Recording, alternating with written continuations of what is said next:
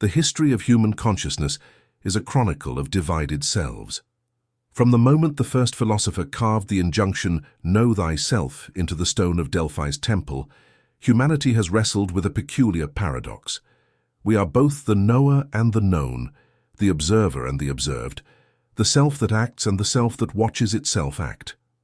This fractured awareness has generated thousands of years of spiritual seeking, philosophical inquiry, and psychological investigation.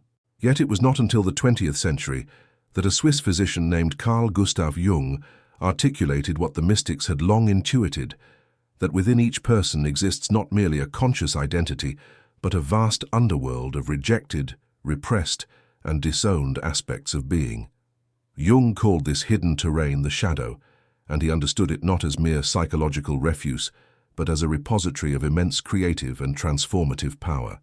The shadow contains everything we have refused to acknowledge about ourselves: our rage, our envy, our desires, our petty cruelties, but also our untapped brilliance, our suppressed vitality, our forbidden longings. It is the rejected twin of the ego, banished into darkness not because it is inherently evil, but because consciousness cannot bear the weight of total self-knowledge. We build our identities by exclusion, defining ourselves as much by what we are not as by what we claim to be. The question that emerges from this recognition is ancient in spirit but modern in formulation. What happens when we cease to run from our own darkness? What emerges when the conscious self finally turns to face the shadow and extends a hand of recognition rather than a sword of repression? Jung's answer, developed over decades of clinical work and personal psychological crisis, points toward a transformation he termed individuation, a process through which the fragmented psyche moves toward wholeness. At the culmination of this process, after the shadow has been confronted and integrated, there emerges what Jung called the self, not the ego's limited sense of identity, but a deeper organizing principle that transcends the binary of light and darkness. This self, this integrated totality, Jung sometimes referred to through the alchemical image of gold, the philosopher's gold that cannot be found in external reality, but only forged in the crucible of inner work. It is the golden child born from the marriage of conscious and unconscious, the psychological equivalent of what alchemists sought in their retorts and furnaces. The search for this inner gold is not a quest for perfection or enlightenment in the conventional sense. It is something more difficult and more real, the quest for authenticity, for psychological integrity, for the courage to become what one actually is, rather than what one has been taught to pretend to be. Carl Jung did not arrive at his insights through abstract speculation. His theories emerged from the collision of personal crisis and clinical observation, forged in the crucible of his own psychological disintegration and reconstruction. Between 1913 and 1919, Jung underwent what he would later describe as his confrontation with the unconscious, a period of profound psychological turbulence that followed his break with Sigmund Freud. During these years, Jung experienced visions, heard voices, and descended into territories of psyche that most people spend their entire lives avoiding. He recorded these experiences in what would become known as the Red Book, a manuscript he kept private for decades, perhaps because it revealed too clearly the cost of the work he would spend the rest of his life advocating. From this personal descent, Jung extracted a model of the psyche fundamentally different from Freud's. Where Freud saw the unconscious as primarily a repository of repressed sexual and aggressive impulses, Jung recognized something far more complex, an unconscious that contained not only personal history, but collective patterns, inherited structures of meaning he called archetypes. These archetypes, the hero, the mother, the trickster, the wise old man, the shadow, are not learned but inherited, templates of human experience that recur across cultures and epochs. They structure our perceptions, our dreams, our myths, and our psychological development. The shadow in this framework is the personal accumulation of everything the ego has rejected in order to maintain its preferred self-image. If a child is taught that anger is unacceptable, anger moves into the shadow. If a culture prizes rationality over emotion, emotionality becomes shadow content. If a religious tradition condemns sexuality, sexual energy is exiled into darkness. The shadow grows through a lifetime of small rejections, accumulating everything we cannot consciously acknowledge about ourselves. It manifests in projection. We see in others the qualities we cannot admit in ourselves.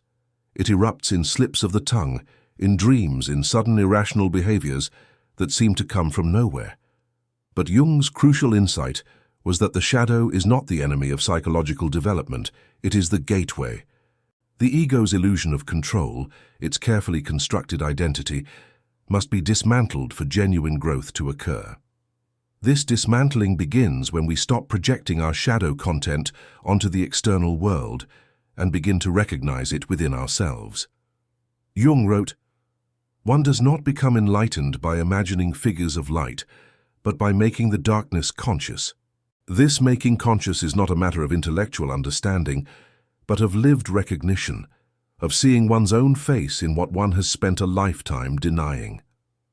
The process Jung termed individuation, a word he borrowed from Schopenhauer and gave new psychological meaning, describes the movement from identification with the ego toward recognition of the self.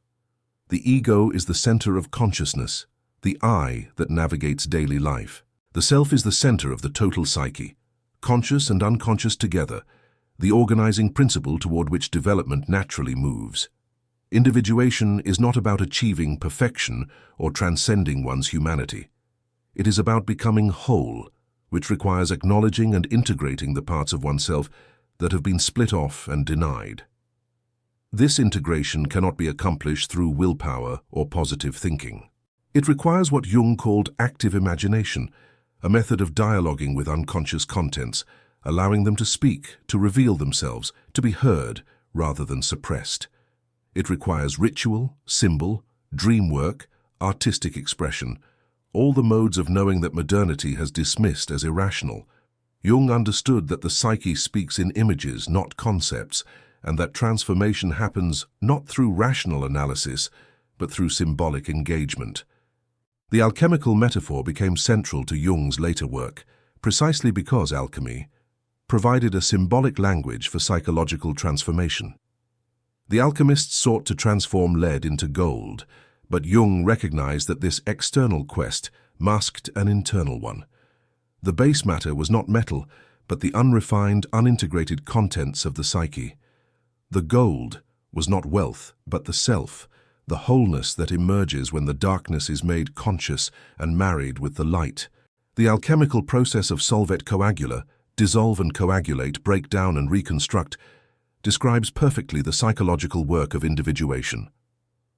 What makes Jung's framework genuinely radical is its reversal of conventional spiritual values. Most religious and philosophical traditions promise transcendence, escape from the human condition, ascent toward an idealized state of consciousness. Jung offers something different, not transcendence but integration, not escape but deeper embodiment. The goal is not to become an angel, but to become fully human, which means acknowledging the beast within. The gold that emerges from this process is not purity but complexity, not simplicity but depth. It is a gold that contains all the darkness from which it was forged. The path toward shadow integration unfolds not as a linear progression, but as a spiral descent and return, a hero's journey into the underworld of one's own psyche. This journey follows recognizable stages, though each individual experiences them uniquely. Understanding these stages provides a map, though the territory itself remains fundamentally unpredictable. Stage 1. The call and the refusal. The journey begins with a rupture in the ordinary continuity of life. Something breaks. A relationship, a career, a belief system, a sense of meaning. Jung called these ruptures symptoms, but they function more like messages from the unconscious, signals that the current organization of the psyche has become inadequate. The carefully constructed persona, the mask we present to the world, has grown too rigid, too disconnected from the actual complexity of who we are. Most people respond to this call with refusal. We double down on our existing strategies, work harder at maintaining the facade, seek external solutions to internal problems. We blame circumstances, other people, bad luck. This refusal is not cowardice, but self-protection. The ego senses correctly that accepting the call means beginning a journey that will fundamentally alter the landscape of identity. We refuse because we intuit that answering the call means death. Not physical death, but the death of who we have believed ourselves to be. Yet the unconscious is relentless. Refused, the call intensifies. Symptoms multiply. Dreams become more urgent. The projections we cast onto the world begin to show their seams. We find ourselves behaving in ways we cannot explain, experiencing emotions that seem to come from nowhere, drawn toward people and situations that disturb our equilibrium. The shadow, exiled and ignored, begins to demand recognition. Stage 2, meeting the shadow. The actual encounter with the shadow begins when projection fails. We see in ourselves, perhaps for the first time, a quality we have spent a lifetime condemning in others. The self-righteous person recognizes their own capacity for cruelty. The rational person confronts their irrationality. The controlled person meets their chaos. This recognition is profoundly destabilizing because it undermines the ego's carefully maintained narrative of who it is. Jung insisted that this encounter must be specific and personal, not abstract. It is not enough to acknowledge intellectually that everyone has a dark side. One must recognize the particular shape of one's own darkness, the specific ways in which one has been petty, cruel, cowardly, dishonest, selfish. This recognition requires what the existentialists called bad faith, the capacity to see through one's own rationalizations and self-deceptions. The shadow reveals itself first in qualities we despise in others. The colleague whose incompetence enrages us may mirror our own unacknowledged inadequacy. The friend whose neediness exhausts us may reflect our own disowned dependency. The political figure whose dishonesty disgusts us may embody our own relationship with truth. Jung's maxim holds, what we cannot tolerate in others is often what we cannot tolerate in ourselves. But the shadow contains not only darkness but also gold, qualities we have repressed not because they are evil, but because they were incompatible with our self-image or cultural conditioning. The person raised to be nice may have exiled their aggression and assertiveness into the shadow. The person trained to be rational may have buried their intuition and emotionality. The person taught to be selfless may have lost access to healthy self-interest and personal boundaries. Integrating the shadow means reclaiming these disowned capacities. Stage 3, dialogue and dissent. Once the shadow has been encountered, the work of integration begins. This is not a matter of overcoming or defeating the shadow, but of entering into relationship with it. Jung's method of active imagination provides the primary technique. One engages the shadow figure as if it were an autonomous being, allowing it to speak, to express its grievances, to reveal its nature. This dialogical process is intensely uncomfortable. The shadow does not speak in the language of the conscious mind. It speaks in images, emotions, bodily sensations, dreams. It may appear as a threatening figure in a dream, or as a compulsive behavior pattern, or as a physical symptom. To integrate the shadow, one must learn to understand these non-rational modes of communication. The descent into shadow work often produces what Jung called inflation, a temporary identification with unconscious contents. Having discovered rage in oneself, one becomes consumed by rage. Having found one's cruelty, one becomes cruel. This phase is dangerous because the ego, in trying to integrate the shadow, can be overwhelmed by it. The balance required is delicate. One must acknowledge the shadow without identifying with it, recognize it as part of oneself without believing it is the whole of oneself. This stage requires what the alchemists called the nigredo, the blackening, a period of darkness and depression. The old identity is dying, but the new one has not yet been born. One exists in a liminal space, neither the person one was, nor the person one is becoming. This psychological death is often experienced as meaninglessness, as the collapse of the values and beliefs that once organized existence. It cannot be rushed or bypassed. Stage 4. The reconciliation. Through sustained engagement, something begins to shift. The shadow figures in dreams become less threatening and more complex. The projected qualities begin to lose their emotional charge. One can acknowledge one's darkness without being consumed by shame or denial. A kind of psychological alchemy occurs. The split between conscious and unconscious begins to heal. This reconciliation does not mean elimination of the shadow. The darkness does not disappear. Rather, it becomes integrated into a more complex sense of self. One learns to live with ambiguity, to accept that one is capable of both kindness and cruelty, both generosity and selfishness, both courage and cowardice. This acceptance is not resignation but realism, a clear-eyed recognition of the full range of human possibility within oneself. The reconciliation brings surprising gifts. Energy that was locked in repression becomes available. Qualities that were exiled in the shadow can be consciously utilized. The person who integrates their aggression can become appropriately assertive. The person who integrates their emotionality can become more intuitive and empathetic. The person who integrates their selfishness can establish healthy boundaries.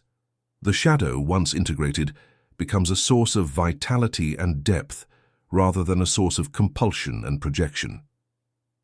Stage 5. The emergence of the self. As the conscious and unconscious elements of the psyche move toward integration, a new organizing principle begins to emerge. Jung called this the self, not the ego's limited identity, but a deeper center that encompasses both conscious and unconscious. The self is not created through this process. It was always present as potential, as the organizing principle toward which development naturally moves, but it becomes actualized, consciously realized, through the work of integration. The experience of the self is often described in mystical or numinous terms. It brings a sense of meaning that does not depend on external circumstances, a stability that is not rigidity, but flexibility, a wholeness that includes rather than excludes contradiction. One becomes, in Jung's phrase, individuated, not separate from others but genuinely individual, no longer compelled to live according to collective expectations or unconscious patterns. This emergence of the self is what the alchemists symbolized as the production of gold, the philosopher's stone, the elixir of immortality. These symbols point toward a psychological achievement, the creation of a stable center of identity that can withstand the vicissitudes of life, that is not dependent on external validation or circumstances for its sense of worth and meaning. It is the golden child born from the marriage of opposites, the integration of what was split. To speak honestly about shadow integration requires acknowledging what the mystical traditions obscure and the self-help literature ignores. This work brings one face-to-face with existential terror. The confrontation with the shadow is simultaneously a confrontation with one's own mortality, one's insignificance, one's fundamental aloneness. It strips away the comfortable illusions that make ordinary life bearable. When the ego's defenses collapse and the shadow emerges, what often surfaces first is not merely personal darkness, but a more fundamental despair. One confronts the absurdity of existence, the arbitrary nature of meaning, the inevitability of death. The carefully constructed narratives that gave life coherence, beliefs about purpose, morality, identity, progress, reveal themselves as fictions, necessary perhaps, but fictions nonetheless. This is what Kierkegaard called despair, what Nietzsche meant by the death of God, what the Buddhist tradition names as the recognition of dukkha, the fundamental unsatisfactoriness of conditioned existence. Jung himself experienced this crisis during his confrontation with the unconscious. He wrote in his memoir that there were periods when he doubted his sanity, when the boundary between self and not self seemed to dissolve, when he felt himself standing at the edge of an abyss. He survived not through philosophical reasoning, but through maintaining certain grounding practices, continuing to see patients, maintaining family life, engaging in physical labor. These mundane activities provided a lifeline to consensus reality, while he explored territories of psyche that threatened to overwhelm his ego structure. The crisis that accompanies shadow work is often precipitated by the recognition that one's carefully constructed identity is a lie, not a complete lie perhaps, but a radically incomplete truth. The good person discovers their capacity for evil. The rational person encounters their irrationality. The strong person confronts their weakness. More devastating still, one realizes that these discoveries are not aberrations, but revelations of something fundamental. The darkness is not an exception to who one is. It is a constitutive element of who one has always been. This recognition can produce what existential psychologists call ontological guilt. A guilt that is not about specific actions, but about the fact of one's existence. Simply to exist is to be implicated in a web of suffering and complicity. One cannot consume without participating in exploitation. One cannot form an identity without excluding and repressing. One cannot live without causing harm. This guilt cannot be absolved or atoned for because it is structural, built into the condition of being human. The temptation at this stage is regression or dissociation. One can flee back into denial, reconstitute the ego's defenses, return to the comfortable illusions that make life bearable. Or one can fragment, lose the coherence of identity entirely, disappear into psychosis or addiction or suicide. The existentialists recognize that the confrontation with absurdity and meaninglessness can lead to either paralysis or freedom, but the choice is not made through an act of will. It emerges from something deeper, from what Heidegger called resoluteness, or what Jung understood as the self's organizing power. What pulls one through this crisis, Jung discovered, is not intellectual understanding, but symbolic experience. The psyche, confronted with its own darkness, spontaneously generates images of wholeness, of integration, of rebirth. These images appear in dreams as mandalas, as circles, as quaternities, as symbols of the self. They do not resolve the intellectual problem of meaninglessness, but they provide what might be called existential grounding, a sense that beneath the chaos of the ego's dissolution, a deeper order persists. The crisis, in retrospect, reveals itself as necessary. The ego's death is required for the self's birth. The comfortable fictions must collapse for genuine authenticity to emerge. The darkness must be faced because it contains, paradoxically, the very energy and vitality that the ego's repressions have locked away. One discovers that the capacity to face the abyss, to acknowledge the darkness, to accept the ambiguity of existence, is itself a kind of strength, not the brittle strength of denial, but the flexible strength of acceptance. Jung's great insight was that this crisis is not pathological but developmental. The dark night of the soul is not a symptom to be medicated away, but a threshold to be crossed. The despair is not evidence of failure, but evidence that the old structures are finally giving way. What appears as breakdown is, viewed from a larger perspective, breakthrough. The gold cannot be found except through descent into the darkness. The self cannot emerge except through the ego's death. What emerges on the far side of shadow integration is neither the person one was before, nor the idealized self one imagined becoming. It is something more subtle and more real, a self that has depth because it has descended into its own depths, that has strength because it has faced its own weakness, that has authenticity because it has acknowledged its own falseness. This integrated self manifests first as a change in one's relationship to projection. The qualities that once triggered intense reactions in others lose their emotional charge. One can recognize anger in another without becoming angry. One can see cowardice without contempt. This is not because one has become detached or indifferent, but because one has recognized these qualities in oneself and made peace with them. The world becomes less populated with devils and angels, more populated with complex human beings. There emerges also a capacity for what Jung called holding the tension of opposites. Where before one could only identify with one pole of a dichotomy, good versus evil, strong versus weak, rational versus emotional, now one can acknowledge both. One learns to live with ambiguity, to act without certainty, to commit without rigidity. This is not relativism, but a recognition that truth is complex and identity is multifaceted.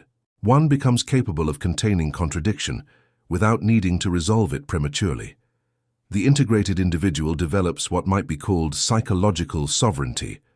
One is less subject to collective opinion, less dependent on external validation, less compelled by unconscious patterns.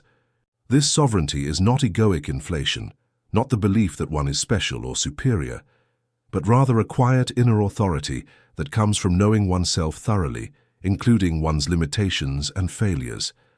One can stand alone because one has integrated the parts of oneself that sought approval, that feared rejection, that needed to belong. Paradoxically, this increased individuation often leads to deeper connection with others. Having faced one's own darkness, one becomes less judgmental, more compassionate, more capable of genuine intimacy. One can be present to another's pain without needing to fix or deny it, because one has learned to be present to one's own pain. The defenses that once protected the ego but blocked authentic relationship begin to soften. Vulnerability becomes possible not as weakness, but as strength. The creative capacity often amplifies dramatically after shadow integration. Energy that was locked in repression becomes available for expression. The unconscious, no longer an enemy to be suppressed, becomes a source of insight, intuition, and inspiration. Artists who complete this process often describe it as finding their true voice, their authentic style. They create not from ego ambition, but from a deeper place, from the self that has married consciousness and unconscious into productive partnership. Yet this integration does not produce perfection or eliminate suffering. The integrated individual still experiences pain, failure, conflict, loss. What changes is the relationship to these experiences. There is less resistance, less the sense that suffering is unfair or abnormal, more the recognition that suffering is inherent in existence. This acceptance is not resignation, but a kind of tragic wisdom, a clear-eyed recognition of the human condition that allows for both grief and joy, both darkness and light. The gold that has been forged through this process is not easily visible to others. It does not manifest as worldly success or social status, or even obvious happiness. It manifests as presence, as depth, as the capacity to meet life without constant defensiveness or denial. It is the gold of psychological maturity, of hard-won wisdom, of authenticity purchased at the price of comfortable illusions. This is the golden child within, not an idealized self, but the actual self, complex and contradictory, containing both light and shadow, both strength and weakness, both knowledge and unknowing. It is the self that has returned from its own underworld, carrying treasures that cannot be purchased or inherited, but only won through the ordeal of self-confrontation. It is the philosopher's gold, the alchemical achievement, the individuation Jung spent his life mapping. The gold you seek is not found in the crucible's heat, but in the will that kindles the fire, and the courage to remain present while the false self burns away.